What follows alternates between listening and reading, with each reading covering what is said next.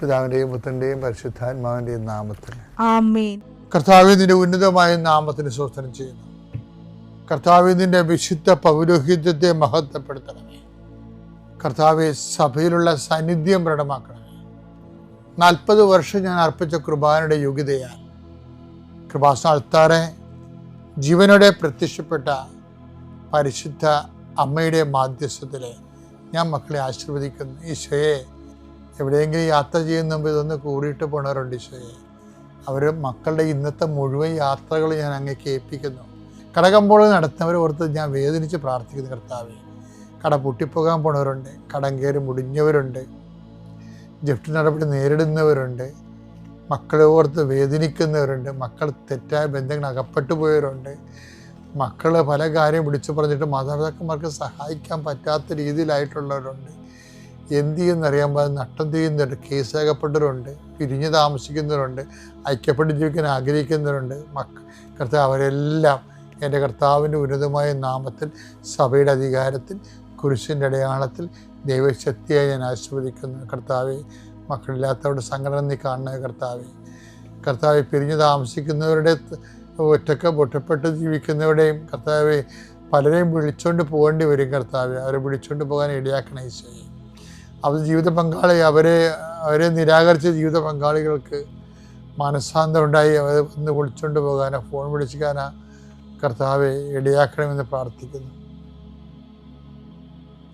ഈശോ, ഒന്നും അസാധ്യമില്ലാത്തവനെ, അങ്ങനെ ഒരു നിമിഷത്തെ അഭിഷേകം കിട്ടിയാൽ അങ്ങയുടെ മക്കളെല്ലാം ഐക്യപ്പെട്ട് സ്നേഹപ്പെട്ടുള്ള ഈശോയെ, ഏതെല്ലാം മേഖലകളിലാണ് നിങ്ങൾ വിഷമിക്കുന്നത്, ഏതെല്ലാം വ്യക്തികളെ ഓർത്താണ് നിങ്ങൾ സങ്കടപ്പെടുന്നത്, ഏതെല്ലാം വിഷയം ഓർത്താണ് നിങ്ങൾ സംഭ്രമിക്കപ്പെടുന്നത്, ഭയപ്പെടേണ്ട, ഞാൻ നിൻ്റെ കൂടെ ഉണ്ടാകുന്ന അളിച്ചത് കർത്താവ് ഈ കുരിശിൻ്റെ ശക്തിയാൽ, എൻ്റെ പൗരോഹിത്യത്തിൽ 40 വർഷത്തെ കർത്താവിൻ്റെ ശുശ്രൂഷയുടെ യോഗ്യതയാൽ, സർവോപരി കൃപാസ്ഥാനത്താരെ ജീവനുടെ പ്രത്യക്ഷ മാതാവിൻ്റെ മധ്യസ്ഥ നടന്ന ലക്ഷക്കണക്കിന് പ്രാർത്ഥനകളുടെ ശക്തിയാൽ, പിതാവിൻ്റെയും പുത്രൻ്റെയും പരിശുദ്ധാമത്തിൽ നിങ്ങളുടെ ഇന്നത്തെ ദിവസത്തെ ഈശോ തലങ്ങും വിലങ്ങും ആശീർവദിക്കട്ടെ.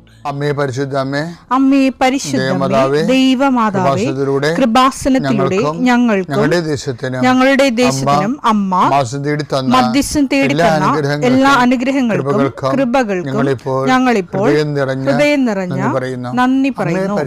അമ്മേ പരിശുദ്ധമ്മേ, ദൈവമാതാവേ, 2004 ഡിസംബർ 7 ഉച്ചകഴിഞ്ഞ് 2:30 കൃപാസനത്തിൽ സംഭവിച്ച അമ്മയുടെ പ്രത്യക്ഷപ്പെടലിനെ കുറിച്ച് തിരുസഭയ്ക്ക് സമർപ്പിച്ചിരിക്കുന്ന പഠനരേഖകളുടെ മേൽ സഭാത്മകമായ പഠനം ആരംഭിക്കുവാൻ ഞങ്ങൾ പ്രാർത്ഥിക്കുന്നു. അമ്മേ പരിശുദ്ധമേ, ഭൂസ്വർലോകങ്ങളുടെ രാജ്ഞിയായ അങ്ങേയ്ക്ക് ഭൗമസംരക്ഷണത്തിനായി പ്രപഞ്ചപ്രകൃതിയെ തന്നെ തിരുസഭ പ്രതിഷ്ഠിക്കുവാൻ ഈ പ്രത്യക്ഷീകരണം വഴി ഇടയാക്കണമേ. പരിശുദ്ധമേ, ജപമാല മാതാവേ, സകല കൃപാസനം പ്രാർത്ഥനയോടും ചേർത്ത് ഞങ്ങളിപ്പോൾ പ്രാർത്ഥിക്കുന്ന ഈ കുടുംബത്തിന്റെ പ്രത്യേക നിയോഗം പറ മക്കളെ.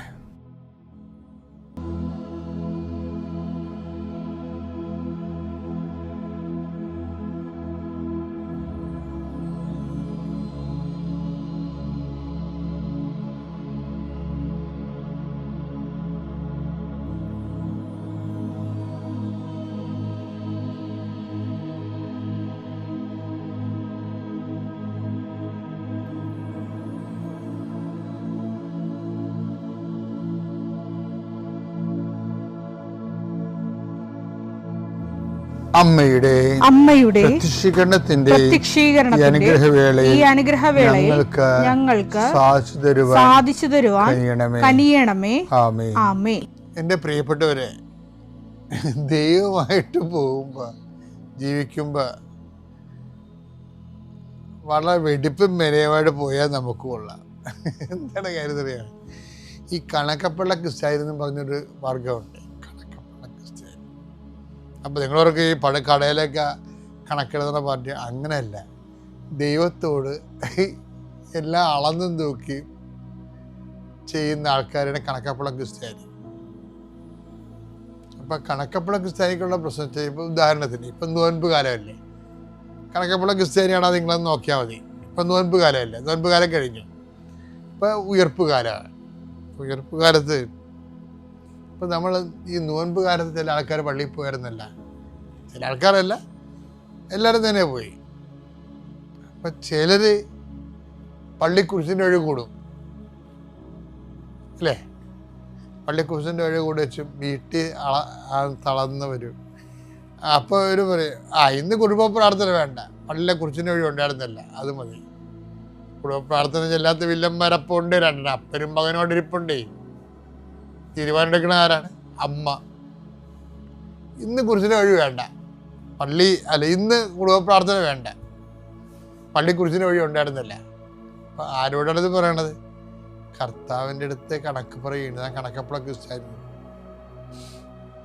ഈ കണക്കപ്പുള്ള ക്രിസ്ത്യാനിക്ക് ഒരു കുഴപ്പമൊന്നുമില്ലേ? കണക്കപ്പുള്ള ക്രിസ്ത്യാനി ഒരിക്കലും ഇവൾക്ക് ഇവന് കർത്താവിനോടൊക്കെ ഒന്ന് ഗതി കിട്ടത്തില്ല. കാരണം നീ എന്തെങ്കിലും കാര്യം നിന്റെ മകള് ഇംഗ്ലണ്ടിലെ അല്ലെ കാനഡയിലെ വിസ പുതുക്കണില്ലെന്നും പറഞ്ഞുകൊണ്ട് കർത്താവിൻ്റെ അടുത്ത് പറയും, കർത്താവേ വിസ പുതുക്കണില്ല കേട്ടാ എന്ന് പറയുമ്പോൾ കർത്താവ് എടുത്ത് നോക്കിയും കണക്കപ്പള്ളിയാണല്ല, അതാ നിന്റെ പേര് അവിടെ കണക്കപ്പള്ളിയെന്ന് എഴുതി വിട്ടിരിക്കണേ. നീ ദൈവത്തിന് കൊടുത്തതിൻ്റെ പിന്നിലെല്ലാം നീ കണക്ക് പറഞ്ഞിട്ടുണ്ട്. കണക്കപ്പുള്ള ക്രിസ്ത്യാനിക്കുള്ള കുഴപ്പമെന്ന് വെച്ച് കഴിഞ്ഞാൽ ഒരിക്കലും കർത്താവിനോട് ഒന്നും വാവിളിക്കാൻ പറ്റത്തില്ല. കാര്യം എന്താണ്? നിന്റെ പേരവിടെ കണക്കപ്പള്ളിയെന്ന് ചേർത്താതിരിക്കണേ. നീ എന്ത് ചെയ്താലും അതിൻ്റെ കണക്ക് പറയും. ഞാൻ 5 തിരി കത്തിച്ചില്ല, എന്നിട്ടും ഞാൻ വിചാരിച്ച കാര്യം നടന്നില്ല. അതാണ് സംഭവം. 5 തിരി കത്തിച്ചെന്നേ, എന്നിട്ട് വേറെ ഒത്തിരി കാര്യം നടന്ന്, അതായത് ഞാൻ വിചാരിച്ച കാര്യം നടന്നില്ലെന്ന്. ഇവള് വിചാരിച്ച കാര്യം നടക്കണം, ഉണ്ടാവട്ടെ എന്ന് പറയുമ്പോൾ ഉണ്ടാവണം. ഇതായത് ദൈവമാണ്. ഈ കണക്കപ്പുള്ള ക്രിസ്ത്യാനിക്ക് കുറേ തരം വികടത്തരങ്ങളുണ്ട് ശരിക്കും. അതുകൊണ്ട് കർത്താവ് പറയേ, അളക്കണ്ട, അളന്നാ കുഴപ്പമാണ്. എന്താ കാര്യം? ദൈവത്തിന് അളന്നാൽ നിങ്ങൾ അളക്കുന്ന അളവ് കൊണ്ട് തന്നെ, ലൂക്ക 6:38, നിങ്ങൾ അളക്കുന്ന അളവ് കൊണ്ട് തന്നെ അളന്ന് കിട്ടും. അതാണ് പക്ഷെ കണക്കപ്പുള്ള ക്രിസ്ത്യാനിക്ക് വരാൻ പോണ ഗതികേടതാണ്. ഇനിയെങ്കിലും ദൈവമായിട്ട് ഡീലിങ്സിനെ ഏർപ്പാടിനെ എൻ്റെ മക്കളെ നമ്മൾ ഒരു സ്ഥലത്ത് അങ്ങനെ ചെയ്തുകൊണ്ട് ചെയ്യാതിരിക്കരുത്. അതായത് കൊടുക്കുവൻ നിങ്ങൾക്ക് ലഭിക്കും, അമർത്തി കുലുക്കി നിറച്ച് അളന്ന് നിൻ്റെ മടിയിലോട്ട് ചെയ്യുമെന്ന് വന്നില്ലേ. അപ്പം കൊടുക്കുന്ന ആൾക്കാരും അതുപോലെ നിങ്ങൾക്ക്. എന്നിട്ട് ഇവിടെ കാരിസ്മാറ്റിക്കില്ല ബ്രദർമാരെന്നാണെന്ന് അറിയാമോ, കൊടുക്കുമെന്ന് വന്നിട്ട് ഉടനെ പറയും നിങ്ങൾക്ക് ലഭിക്കും എന്നുള്ളതിന് പ്രാധാന്യം കൊടുക്കും. ലഭിക്കുന്നതിന് പ്രാധാന്യം കൊടുത്ത് പറയും അമർത്തി കുലുക്കി നിറച്ച് അളന്ന്. പക്ഷേ എന്താ പ്രശ്നം? കൊടുക്കുമെന്ന് പറയുമ്പോൾ നിങ്ങൾക്ക് ലഭിക്കും. അപ്പം നിങ്ങൾക്ക് ലഭിക്കുന്ന പോലെ തന്നെ കൊടുക്കാനാണ് ഈ പറയണത്. എന്താണ്? അമർത്തി കുലുക്കി നിറച്ച് അളന്ന് കൊടുക്കുവേൻ, എന്നാൽ അതുപോലെ നിങ്ങൾക്ക് ലഭിക്കുമെന്നാണ് ഈ പറയണത്. ഇപ്പം മനസ്സിലായില്ലേ? അല്ല 10 കൊടുത്ത 17 കിട്ടുമെന്നല്ല, ഇതെന്ത് ചോടതിയാണ്. നിങ്ങൾ അളക്കുന്ന അളവ് കൊണ്ട് നിങ്ങൾക്ക് അളന്ന് കിട്ടുമെന്ന് പറഞ്ഞതിൻ്റെ അർത്ഥം എന്താ? അതിൻ്റെ മുകളിൽ പറയുന്ന വാക്കാണിത്. എന്ത് 6:38 കൊടുക്കുവിൻ നിങ്ങൾക്കും കിട്ടും. മക്കളെ അതിൻ്റെ ആ സെന്റൻസിന്റെ സീക്വൻസ് നോക്കിയേ. കൊടുക്കുവിൻ നിങ്ങൾക്ക് ലഭിക്കും, അമർത്തി കുലുക്കി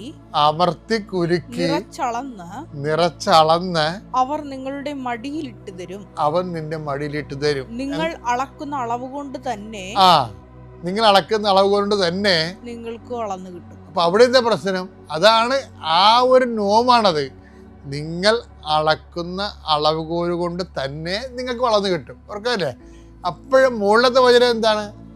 കൊടുക്കുവിൻ എന്ന് വെച്ചാൽ നിങ്ങൾക്ക് ലഭിക്കും. ലഭിക്കുന്നത് എന്താണ്? അമർത്തി കുലുക്കി നിറച്ച് അളന്ന് നിന്റെ മടിലോട്ട് ചൊരിഞ്ഞു തരാൻ പറ്റുന്ന രീതിയിൽ നീയും കൊടുക്കുമ്പോൾ അമർത്തി കുലുക്കി നിറച്ച് അളന്ന് നിങ്ങൾ കൊടുക്കുവിൻ. അതാണ് നിങ്ങൾ അളക്കുന്ന അളവ് കൊണ്ട് നിങ്ങൾക്ക് അളന്ന് കിട്ടും. മനസ്സിലായില്ലേ? അതാ ട്വിസ്റ്റ് ചെയ്ത് കിടക്കുന്ന സംഭവം. അതുകൊണ്ട് പല ആൾക്കാരും അത് വീടിട്ടുണ്ട്. എന്താണ്? നമ്മൾ അല്പം കൊടുത്താൽ മതി, കർത്താവ് ഇങ്ങനെ കോരിച്ചൊരിഞ്ഞ് തരും. അതിലെ ഇത്തരം നാൾ പറഞ്ഞുകൊണ്ടിരുന്നത്. ഇപ്പം പരിശുദ്ധാത്മാവ് സത്യം പറയുന്നത് നിങ്ങളോട്. എന്താണ് പറയണത്? കൊടുക്കുമെന്നെങ്കിൽ ലഭിക്കുന്ന മുകളിലാണ് ഈ വചനം കിടക്കണത്. നിങ്ങൾ എങ്ങനെ കൊടുക്കുന്നുവോ അതുപോലെ നിങ്ങൾക്ക് ലഭിക്കും. അത് കണക്കപ്പുറം ക്രിസ്ത്യാനി ഇനിയെങ്കിലും ദൈവത്തെ ദൈവമായി സ്നേഹിക്കാൻ നോക്കുക. പിതാവിൻ്റെയും പുത്രൻ്റെയും പരിശുദ്ധാത്മാവിന്റെയും വിശ്വാസ പ്രമാണം. സർവശക്തനായ പിതാവും ആകാശത്തിന്റെയും ഭൂമിയുടെയും സൃഷ്ടാവുമായ ദൈവത്തിൽ ഞാൻ വിശ്വസിക്കുന്നു. അവിടുത്തെ ഏകപുത്രനും ഞങ്ങളുടെ കർത്താവുമായ ഈശോ മിശിഹായിലും ഞാൻ വിശ്വസിക്കുന്നു.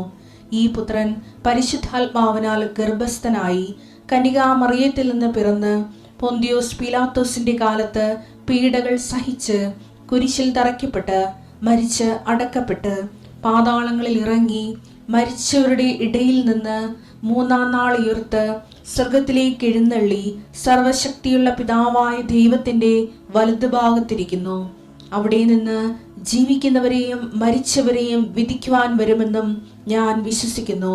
പരിശുദ്ധാത്മാവിലും ഞാൻ വിശ്വസിക്കുന്നു. വിശുദ്ധ കത്തോലിക്കാ സഭയിലും പുണ്യവാന്മാരുടെ ഐക്യത്തിലും പാപങ്ങളുടെ മോചനത്തിലും ശരീരത്തിന്റെ ഉയർപ്പിലും നിത്യമായ ജീവിതത്തിലും ഞാൻ വിശ്വസിക്കുന്നു. ആമേൻ. സുഖസ്ഥനായ ഞങ്ങളുടെ പിതാവേ, അങ്ങയുടെ നാമം പൂജിതമാകണമേ. അങ്ങയുടെ രാജ്യം വരണമേ. അങ്ങയുടെ തിരുമനസ് സ്വർഗത്തിലെ പോലെ ഭൂമിയിലുമാകണമേ. അന്നു വേണ്ടുന്ന ആഹാരം ഇന്ന് ഞങ്ങൾക്ക് തരണമേ. ഞങ്ങളോട് തെറ്റ് ചെയ്യുന്നവരോട് ഞങ്ങൾ ക്ഷമിക്കുന്നത് പോലെ ഞങ്ങളുടെ തെറ്റുകൾ ഞങ്ങളോടും ക്ഷമിക്കണമേ. ഞങ്ങളെ പ്രലോഭനത്തിൽ ഉൾപ്പെടുത്തരുതേ, തിന്മയിൽ ഞങ്ങൾ രക്ഷിക്കണമേ. ആമേൻ. നന്മ നിറഞ്ഞ മറിയമേ, സ്വസ്തി. കർത്താവ് അങ്ങയുടെ കൂടെ സ്ത്രീകളിൽ അങ്ങ് അനുഗ്രഹിക്കപ്പെട്ടവളാകുന്നു. അങ്ങയുടെ ഉദരത്തിൻ ഫലമായി ഈശോ അനുഗ്രഹിക്കപ്പെട്ടവനാകുന്നു. പരിശുദ്ധ മറിയമേ, തമ്പുരാന്റെ അമ്മേ, പാപികളായ ഞങ്ങൾക്ക് വേണ്ടി ഇപ്പോഴും ഞങ്ങളുടെ മരണസമയത്തും തമ്പുരാനോട് അപേക്ഷിക്കണമേ. ആമേൻ. ഇതൊക്കെ എങ്ങനെ സംഭവിക്കും? ദൈവവചനമൊക്കെ നമ്മൾ മറന്നുപോകും, ദൈവ വാഗ്ദാനം മറക്കും, അതിലേക്കില്ല നമ്മൾ ശ്രദ്ധിക്കുന്ന. അപ്പോൾ നമുക്ക് എന്താ സംഭവിക്കുക? ദൈവമഹത്വം പറയാൻ പറ്റില്ല, സാക്ഷ്യം പറയാൻ പറ്റില്ല, നമ്മുടെ ജീവിതത്തിൽ അനുഭവം കിട്ടില്ല. സക്രിയയ്ക്ക് അതാ സംഭവിച്ചത്. നീ ഇനി സംസാരിക്കില്ലെന്നാണ് പറഞ്ഞത്. കുറച്ചു കാലത്ത് വിശ്വസിച്ചില്ല, വചനത്തെ വിശ്വസിച്ചില്ല. അപ്പോൾ അമ്മയുടെ അടുത്ത് വരുമ്പോൾ ഇതാണ് നമ്മൾ പഠിക്കേണ്ടത്. ലോകത്തെ നോക്കേണ്ട കാര്യമില്ല. ചെറിയ കുഞ്ഞിനെ പോലെ കുഞ്ഞ് നോക്കുന്ന അമ്മ അടുത്തുണ്ടാകും. അത് കരയുന്ന എപ്പോഴാണ്? അമ്മ ദൂരെ പോകുമ്പോഴാണ് കരയുന്നത്. അമ്മ അടുത്തുണ്ടെങ്കിൽ സന്തോഷമാണ്. ഞമ്മ കരയുന്നത് അമ്മയൊന്നും ശ്രദ്ധിക്കില്ല. കയ്യിൽ നിന്ന് പണം പോയാൽ കരയും, ഭർത്താവ് മദ്യപിച്ചാൽ കരയും, അതേപോലെ രോഗം വന്നാൽ കരയും, ആരെങ്കിലും നമ്മളെ കുറ്റം പറഞ്ഞാൽ കരച്ചിലായി, പിറുവിറുപ്പായി, സങ്കടമായി. സങ്കടപ്പെടേണ്ട ഒറ്റ കാര്യമുള്ളൂ, എനിക്ക് ദൈവം നഷ്ടപ്പെട്ട, ഞാൻ ദൈവത്തിൽ നിന്ന് അകന്ന, കുർബാനയ്ക്ക് പോകാൻ സാധിച്ചില്ല, കരയണം. കുമ്പസാരിക്കാൻ സാധിച്ചില്ല, കരയണം. ഇന്ന് ബൈബിൾ വായിക്കാൻ സാധിച്ചില്ല, കരയണം. കാരുണ്യ പ്രവൃത്തി ചെയ്യാൻ ഞാൻ മടി കാണിച്ച് നാണക്കേടായിട്ട് വിചാരിച്ച് ആൾക്കാരെ മീറ്റ് ചെയ്യാൻ. അതൊക്കെ ദൈവ സാന്നിധ്യം. അവിടെയൊക്കെ നീ ദൈവനാമത്തിൽ ചെയ്യുമ്പോൾ ദൈവം കൂടെ ഉണ്ടാകും. ഒരു കുടുംബമാണ്, നീയും ദൈവവും കൂടി ഒരുമിച്ച് പ്രവർത്തിക്കുക. Praise the Lord. അപ്പോൾ ഇത് സങ്കടം പാടില്ല. ഈ ചെറിയ കുഞ്ഞാകുമ്പോൾ, നമ്മൾ ചെറുതാകുമ്പോൾ ദൈവത്തിൻ്റെ മുമ്പിൽ എപ്പോഴും ചെറുതായിരിക്കണം. ദൈവം ആഗ്രഹിക്കുന്നത്, ദൈവം പരിപൂർണനാണ്. മത്തായി 5:48. അതുപോലെ ദൈവത്തിൻ്റെ ആഗ്രഹം നമ്മൾ എപ്പോഴും പരിപൂർണനായിരിക്കണം. അത് ഉടമ്പടി അതിൻ്റെ മാർഗമാണ്. ഉടമ്പടി എടുത്തവർ നമ്മൾ പറയേണ്ട കാര്യമില്ല, ഞാൻ ഉടമ്പടിയിലാണെന്ന് ഒന്നും പറയേണ്ട കാര്യമില്ല. നിങ്ങളെ കാണുമ്പോൾ തന്നെ മനസ്സിലാകും. കുറച്ച് ഉടമ്പടി ജീവിതം ജീവിക്കുമ്പോൾ 2 രീതിയിലുള്ള മക്കളായിരിക്കും. ഒന്ന് ദൈവത്തിൻ്റെ കുടുംബത്തിൽ ജീവിക്കുന്നവർ, ഉടമ്പടിയിലായിരിക്കും. ഒന്ന് ഇല്ലാത്തവരായിരിക്കും. വേർതിരിച്ചറിയാൻ പറ്റും. ഇതില്ലാതെ ഒരു നിയോഗമായിട്ട് ഒരു 3 മാസത്തേക്ക് എടുത്തു കളയാം. അത് കഴിഞ്ഞാൽ നമുക്ക് ആര് നിയോഗം നടന്നു കിട്ടുമെന്ന് പറഞ്ഞൊക്കെ പോകുന്നത് അതിന് കാര്യമില്ല. ഇതൊരു ജീവിതമാണ്, ദൈവത്തിൻ്റെ കൂടെ ജീവിക്കാനുള്ള ഒരു നിലപാടാണ്. പണ്ട് വിളങ്ങണി വെച്ച് ഇത് കിട്ടിയപ്പോൾ തന്നെ എൻ്റെ ആ സമയത്ത് ഞാൻ ഇങ്ങനെ ആലോചിച്ച് നോക്കുമ്പോൾ അന്ന് കൊന്ത ചൊല്ലിക്കൊണ്ടിരിക്കുമ്പോഴാണ് അത് വേർതിരിച്ചറിയാം. ഒരു കൂട്ടം ഉടമ്പടിയിലുള്ളവർ, ഒരു പരിശുദ്ധി വിശുദ്ധിയിലുള്ളവരാണ്. മറ്റുള്ളവർ അഴുക്ക് ആയിട്ട് അവർ തിരിച്ചിങ്ങോട്ട് വരിക. അപ്പോൾ വാഷിംഗ് നടക്കുക, ക്ലെൻസിങ് പ്രോസസ്സ് നടക്കുക. നമുക്ക് ഈ വാഷിംഗ് പ്രോസസ്സാണ്, ക്ലെൻസിങ് പ്രോസസ്സാണ് ഉടമ്പടിയിലേക്ക് വരുമ്പോൾ. ആ ഒരു ബോധ്യം ഉണ്ടാകണം. ദൈവത്തിൻ്റെ കൂടെ ജീവിക്കുക, അതാണ് ഉടമ്പടി. ദൈവത്തിൻ്റെ കൂടെ തന്നെ ജീവിക്കുക. എപ്പോഴും ഒരു ബോധ്യമുണ്ട്, ഞാൻ ദൈവത്തിൻ്റെ കൂടെയാണ്. അപ്പോൾ ഞാൻ ഉടമ്പടി എടുത്തു കഴിഞ്ഞിട്ട് എനിക്കെന്തിനായി ചെറിയ ചെറുതും വലുതുമായിട്ട് പ്രശ്നങ്ങൾ എൻ്റെ ജീവിതത്തിലേക്ക് വരുന്നത്? അങ്ങനെ നമുക്ക് തോന്നും. നമ്മുടെ ജീവിതത്തിൽ പലപ്പോഴും അനുഭവപ്പെടും. നമ്മൾ വെറുതെ റോട്ടിൽ പോകുമ്പോഴത്തേക്കും നമ്മൾ കറക്റ്റായിട്ട് വണ്ടി ഓടിച്ചാലേ ആരെങ്കിലും ആട്ടോക്കാരൻ അവൻ തെറ്റി വന്നിട്ട് നമ്മളെ ചീത്ത വിളിക്കും. എനിക്ക് കുറേ അനുഭവമുണ്ട്. എന്നിട്ട് വെറുതെ നമ്മൾ ഇരിക്കുമ്പോൾ ആൾക്കാരെ നമ്മളെ കുറ്റം പറയുക, ചീത്ത വിളിക്കുക, അവമാനിക്കുക. നമ്മൾ എന്തോരം നമ്മളെ തിരുത്തി നമ്മൾ തന്നെ ശ്രദ്ധിച്ച് ജീവിക്കാൻ തുടങ്ങിയാലും ഭാര്യ ഭർത്താവ് തമ്മിൽ പ്രശ്നങ്ങളാണ്. നമ്മൾ എന്ത് പ്രാർത്ഥിച്ചാലും ചിലപ്പോൾ മദ്യപാനം നിൽക്കില്ല. എന്തോരം സഹിച്ചാലും എന്തൊക്കെ ചെയ്താലും ആ പ്രശ്നം ഉണ്ടാവും. ചിലപ്പോൾ ബിസിനസ് വളരില്ല. ഇതിൻ്റെയൊക്കെ കാരണം യേശുക്രിസ്തു നമുക്ക് വേണ്ടി കുരിശിൽ മരിച്ച് നമുക്ക് വേണ്ടി പരിഹാരം ചെയ്ത് നമ്മുടെ പാവങ്ങളെല്ലാം കഴുകി. പക്ഷെ ശ്രദ്ധിക്കണം, നമുക്കൊരു വെള്ള തുണി ഉണ്ടെങ്കിൽ നമ്മൾ എന്ത് സർഫിട്ട് കഴിയാലും അതിൽ കറ പറ്റിക്കഴിഞ്ഞാൽ, എന്തെങ്കിലും മണ്ണ് വീണ് അല്ലെങ്കിൽ എന്തെങ്കിലും ഗ്രേവി എന്തെങ്കിലും കഴിച്ചുകൊണ്ടിരിക്കുമ്പോൾ വീണ് നമ്മൾ എന്തോരം കഴിയാലും, പ്രൈസ് ദി ലോർഡ്. അപ്പോൾ ഇത് നമ്മൾ വാഷ് ചെയ്യുമ്പോൾ തുണിയൊക്കെ കഴുകുമ്പോൾ കണ്ടിട്ടില്ലേ, നമുക്ക് കറ ബാക്കി നിൽക്കും. പക്ഷെ അതിൽ മണ്ണൊന്നും കാണില്ല, സ്മെല്ലൊന്നും ഉണ്ടാകില്ല, പക്ഷേ എല്ലാം ക്ലീനായി. പക്ഷേ എന്നാലും കറയുണ്ടാകാം അതിൽ ചില വിഷയം. ദൈവത്തിന് ആ കറ പോലും ഇഷ്ടമില്ല. ദൈവം അത്രയ്ക്ക് പരിപൂർണനാണ്. ദൈവത്തിൻ്റെ കുടുംബത്തിൽ നിങ്ങൾ ഉണ്ടാകണമെന്നുണ്ടെങ്കിൽ ദൈവത്തിൻ്റെ കൂടെ നിൽക്കുക. ദൈവം പരിശുദ്ധനാണ്. അപ്പോൾ അതുപോലെ തന്നെ ദൈവം ആഗ്രഹിക്കുക നമ്മളെ അങ്ങനെ ആക്കാൻ വേണ്ടിയിട്ട്. അതുകൊണ്ടാണ് നമ്മൾ ചില പാവങ്ങൾ ചെയ്ത് കുമ്പസാരിച്ച് നമ്മൾ ഇരുന്ന് ഇതെല്ലാം ദൈവം കഴുകും. പക്ഷെ എന്നാലും കറ ബാക്കിയുണ്ടാകും. ആ കറ കളയാൻ വേണ്ടിയിട്ടാണ് നമുക്ക് പലപ്പോഴും ഈ പ്രശ്നങ്ങൾ ഉണ്ടാകുന്നത്. ചിലപ്പോൾ മക്കൾ വഴി. അതെന്തിനാണെന്ന് വെച്ചാൽ, ഈ കറ കഴുകുന്ന പ്രക്രിയ എങ്ങനെയാണെന്ന് വെച്ചാൽ, കറ കഴുകപ്പെടണമെന്നുണ്ടെങ്കിൽ അതിൽ നമ്മൾ എളിമപ്പെടണം. Praise the Lord. പിന്നെ ദൈവത്തെ 3 പോയിൻ്റാണ്. ഒന്ന് എളിമപ്പെടണം, ഒന്ന് ദൈവത്തെ ആശ്രയിച്ച് ജീവിക്കണം, മൂന്നാമത്തത് അനുദപിക്കണം. ഈ 3 കാര്യങ്ങൾ നമ്മളറിയാതെ അഹങ്കാരം നമ്മളിലേക്ക് ഉണ്ടാകും, ഈഗോ ഉണ്ടാകും. അപ്പോൾ അതെല്ലാം ഒരു കറയാണ്. അത് കളയാൻ വേണ്ടിയിട്ടാണ് നമുക്ക് ഈ വർക്ക്ഷോപ്പ് ദൈവം തരുന്നത്. ഈ 3 കാര്യം. അപ്പോൾ നമ്മൾ വിചാരിക്കും, എന്തിനാ ഞാൻ ഇത്രയും പ്രാർത്ഥിച്ചിട്ടും എനിക്കിത് ആവശ്യമില്ലാത്ത പ്രശ്നം, ആവശ്യമില്ലാതെ ഇവരെ അവമാനിക്കുകയാണ്, ആവശ്യമില്ലാത്ത ഈ പ്രശ്നം വരെയാണ്. ഭർത്താവ് എന്ത് പറഞ്ഞാലും അങ്ങേര് എന്നോട് വഴക്കിടും, കുറ്റം പറഞ്ഞുകൊണ്ടിരിക്കും. അമ്മായിയമ്മ കുറ്റം പറയുക, മരുമകൾ കുറ്റം പറയുകയാണ്, എന്നെക്കുറിച്ച് ഇല്ലാത്തതെല്ലാം പറയുകയാണ്.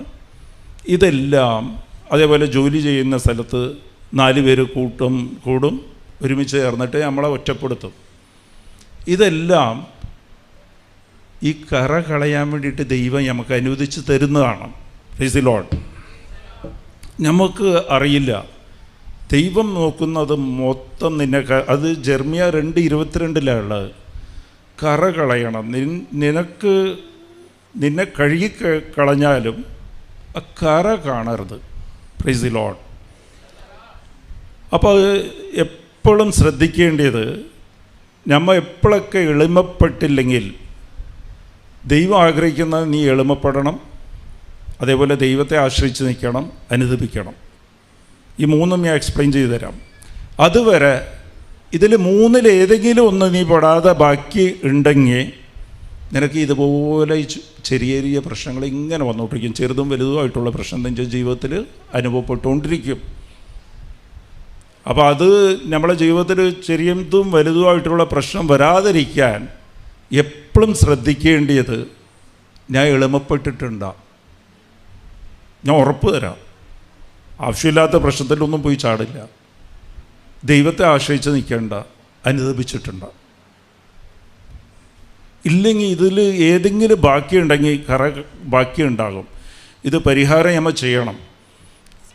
ഈശോ നമുക്ക് വേണ്ടി പരിഹാരം ചെയ്ത് ഇതുപോലെ തന്നെ പരിഹാരം നമുക്ക് ചെയ്യണം. അപ്പോൾ ആരെങ്കിലുമൊക്കെ നമ്മളെ ചീത്ത വിളിക്കുമ്പോൾ, ഭർത്താവ് വഴക്കിട്ട് ഇല്ല ഭാര്യ എന്തെങ്കിലും പറഞ്ഞ് അവമാനിച്ച്, ശ്രദ്ധിച്ചാൽ മതി, ഇത് കറ കളഞ്ഞുകൊണ്ടിരിക്കുക ദൈവം. ഞാൻ ഇപ്പോൾ എളിമപ്പെടണം. Praise the Lord. ഇത് ഇല്ലാതെ തിരിച്ച് അവരോട് എടുത്ത് ചാടി അവരങ്ങോട്ട് ചീത്ത വിളിച്ച് പറയുമ്പോഴത്തേക്കും പിന്നെ അടുത്ത വർക്ക്ഷോപ്പ് വേറെ കിട്ടും, അടുത്ത ക്ലാസ് വേറെ കിട്ടും. അപ്പോൾ ഇത് കറ കളയാൻ വേണ്ടിയിട്ട് ദൈവം തന്നെ ഓരോന്ന് ഒരു ചെറിയ പ്രശ്നം വരുമ്പോൾ അതങ്ങോട്ട് ചെറുതോ വലുതോ വരുമ്പോൾ അങ്ങോട്ട് ഏറ്റെടുക്കാതെ അങ്ങോട്ട് ഞാൻ എളിമപ്പെടണം. എൻ്റെ കറ കളഞ്ഞുകൊണ്ടിരിക്കുക. എന്നിൽ ഇനിയും ഞാൻ എളിമപ്പെട്ടിട്ടില്ല. ഇപ്പോഴും ഞാൻ എൻ്റെ ശക്തിയിൽ, ഈ ലോകത്തിൻ്റെ ശക്തിയിലും ആശ്രയിച്ച് ജീവിക്കുകയാണ്. അനുതാപം എന്താണെന്ന് എനിക്ക് അറിയില്ല. അതിന് വേണ്ടിയിട്ടാണ് എനിക്ക് ദൈവം തരുന്ന. ശ്രദ്ധിക്കുക, ഒരു നഷ്ടം വന്ന് കച്ചവടത്തിൽ എളിമപ്പെടുക, ദൈവത്തിൻ്റെ അടുത്ത് പോവുക, ആശ്രയിച്ച് നിൽക്കുക. ഞമ്മ കയ്യും കാലും ഇട്ടടിക്കും. എങ്ങനെയാലും എൻ്റെ ശക്തിയിൽ തന്നെ ഞാൻ വിജയിക്കും, ഈ പ്രശ്നം പരിഹരിക്കും. പറ്റില്ല. Praise the Lord. ഇത് ദൈവം നോക്കുക. നമ്മൾ എന്ത് പ്രാർത്ഥിച്ചാലും ശരി, എന്ത് ശുശ്രൂഷ ചെയ്താലും ശരി. ഞാൻ ബിസിനസ് ചെയ്യുക, ഗവൺമെൻറ് കോൺട്രാക്റ്റാണ്, ഈ ഫുഡിൻ്റെയൊക്കെ കോൺട്രാക്റ്റാണ് ഗവൺമെൻറ്റായിട്ട്. അപ്പോൾ എനിക്കെതിരെ കുറേ ബിസിനസ്സിൽ കോമ്പറ്റീറ്റേഴ്സ് ഉണ്ട്. അതേപോലെ എനിക്കെതിരെ അവർ കുറേ പ്രവർത്തിച്ചിട്ടുണ്ട്. ആവശ്യമില്ലാത്ത കംപ്ലൈൻറ്റ് കൊടുക്കും, എൻ്റെ സാമ്പിൾ എടുത്ത് കൊടുക്കും, സാമ്പിൾ എടുത്തിട്ട് മോശമാണെന്ന് കംപ്ലയിൻറ്റ് ചെയ്യും. അപ്പോൾ എനിക്കെതിരെ കേസ് വരാനൊക്കെ അവർ ഭയങ്കരമായിട്ട് പ്രവർത്തിച്ച്. അപ്പോൾ എൻ്റെ ഒരു സുഹൃത്ത് വലിയ രാഷ്ട്രീയത്തിൽ വലിയ ആളാണ്, ഇപ്പം ജീവിച്ചിരിപ്പില്ല. പുള്ളി എന്നോട് പറഞ്ഞ്, എനിക്ക് ഫുഡ് സേഫ്റ്റിയുടെ കമ്മീഷണറായിട്ടൊക്കെ നല്ല ബന്ധമാണ്. യുവമാരുടെ എല്ലാം സാമ്പിൾ എടുത്തിട്ട് നമുക്ക് മിക്സ് ചെയ്തിട്ടോ ഇല്ല മിക്സ് ചെയ്യാതെയോ ഇതെല്ലാം കംപ്ലയിൻറ്റ് ചെയ്തിട്ട് അവർക്കെതിരെ കേസ് കൊടുപ്പിക്കാമെന്ന് പറഞ്ഞു. ഞാൻ അത് കേട്ടും ഇല്ലാതിരുന്നാലും അതൊന്നും സംഭവിച്ചൊന്നുമില്ല. എന്നാലും എൻ്റെ മനസ്സിൽ ഞാനിങ്ങനെ വെച്ചിരുന്നു, ആവശ്യം വന്നാൽ അത് പ്രയോഗപ്പെടുത്താം. എന്നെ ഇത്രയും ഉപദ്രവിക്കുകയല്ലേ. പ്രൈസ് ദി ലോർഡ്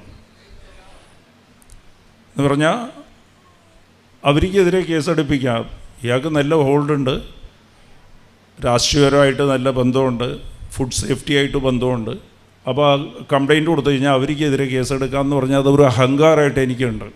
അപ്പോൾ ഇവർ എത്ര പേര് വന്നാലും എനിക്കെതിരെ ഒരു ഗ്രൂപ്പ് തന്നെ ഉണ്ടായിരുന്നു. എൻ്റെ മനസ്സിൽ ഇങ്ങനെ വെച്ചിരിക്കുക, അവസാനത്തെ ആയുധമായിട്ട് ഇത് യൂസ് ചെയ്യാം. Praise the Lord. ഞാൻ പ്രാർത്ഥനയിലൊക്കെ ഉണ്ട്, കൃപാസനത്തിനുണ്ട്, എന്നാലും കച്ചവടത്തിൽ മനസ്സിലിങ്ങനെ കിടക്കുക. അപ്പോൾ അതുപോലെ തന്നെ എനിക്ക് ഫുഡ് സേഫ്റ്റിയുടെ ഓഫീസറായിട്ട് എനിക്കൊരു പരിചയമായി. പുള്ളി തന്നെ പരിചയപ്പെടുത്തുന്ന പരിചയമായി. അപ്പോൾ എനിക്ക് ഒന്നുകൂടി കോൺഫിഡൻസ് മനസ്സിൽ നിൽക്കുക, എപ്പോഴെങ്കിലൊക്കെ ആവശ്യം വന്നാൽ യൂസ് ചെയ്യാം. അപ്പോൾ അതൊരു കറയായിട്ട് കിടപ്പുണ്ട്. ഇത് കുമ്പസാരത്തിലൊക്കെ പറയും, അവർക്കെതിരെ എനിക്ക് വെറുപ്പുണ്ടായിരുന്നെന്നൊക്കെ പറയും. എന്നാലും കറ കിടക്കുക. ഈ അഹങ്കാരം പോയിട്ടില്ല, എളിമപ്പെട്ടിട്ടില്ല. എന്നെക്കൊണ്ട് സാധിക്കും, ദൈവത്തെ ആശ്രയിച്ചിട്ടില്ല. ഇത് ആരെ ആശ്രയിച്ച് നിൽക്കുന്ന ഫുഡ് സേഫ്റ്റി ഓഫീസറൊക്കെ പരിചയമുണ്ട്, നമുക്കെതിരെ പ്രവർത്തിച്ചാൽ അവിടെ പ്രവർത്തിക്കാം. ഇതെന്താ സംഭവിച്ചാൽ കുറച്ച് കാലം കഴിഞ്ഞ് ഒരു ദിവസം ഞാൻ നോക്കുമ്പോഴത്തേക്കും എനിക്കൊരു നോട്ടീസ് വന്നു ഫുഡ് സേഫ്റ്റി ഇരുന്നു.